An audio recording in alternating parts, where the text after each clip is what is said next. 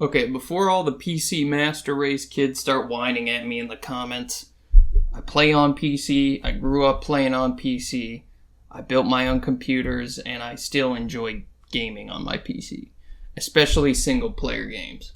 However, there are a few downsides that I want to go over when it comes to playing multiplayer on the PC. Number 1, hackers. Hackers everywhere. Any multiplayer FPS, and even some strategy games like League or StarCraft, are plagued by hackers. In FPS particularly, it is just unbearable.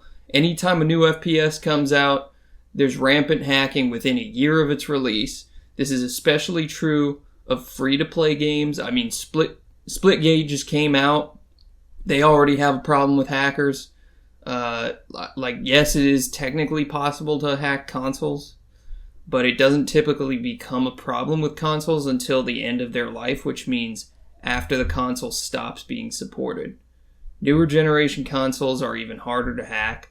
The worst you see on consoles is generally stuff like controller mods, which is very tame compared to the actual PC hacks like ESP, wall hack, aimbot, all that kind of stuff.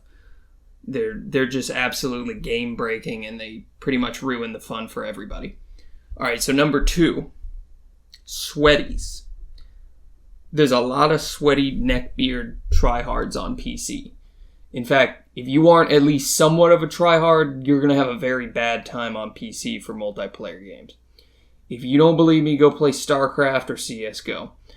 And while it is cool, and nobody should be penalized for, trying their best and just trying to get better at the game, the original purpose of games is, at least in my opinion, to have fun.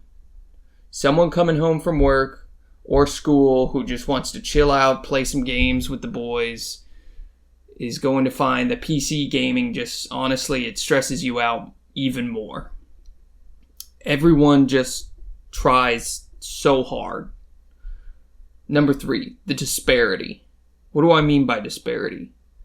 On console, it's what you'd call a closed system. All the PS5 players are generally going to be running the same hardware specs, and even if they come out with like a different version of the PS5, it's still going to be locked to the same performance ranges. So, and that includes like the FPS basically, like how good of frames it's going to be. Playing COD on PS5 versus some other PS5, you're going to see basically the same performance. But on PC, you could have a casual $700 build, which gets like 30 to 40 FPS on modern games. And that PC is going to be going up against $4,000 builds, where some sweaty is squeezing that processor for every last megahertz that they can get out of it. They're going to be cracking, 100, 200 frames possibly on modern games. If you've ever played a shooter at 30 FPS and played the same shooter at 100 FPS, you know it is a literal world of difference. It is literally a competitive advantage akin to cheating, in my opinion. It is not the same playing field at all whatsoever. And yet these systems can go up against each other in competitive matchmaking. Yeah, that's fair. Ultimately, though, fairness is one of the most important things in multiplayer games. If it's not a relatively level playing field, it's just not fun or challenging. That's why everyone rags on the games with pay-to-win business models. It's just simply not fun.